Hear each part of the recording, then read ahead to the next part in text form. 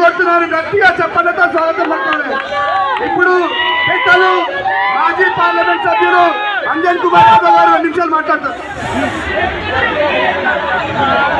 మన ప్రియతమ ముఖ్యమంత్రి పెద్దలు గౌరవనీయులు రేవంత్ రెడ్డి గారు ఉదయం నుంచి సుడిగాలి పర్యటన చేసుకుంటూ ఇప్పుడే గోషామాల్లో అడుగు పెట్టడం జరిగింది.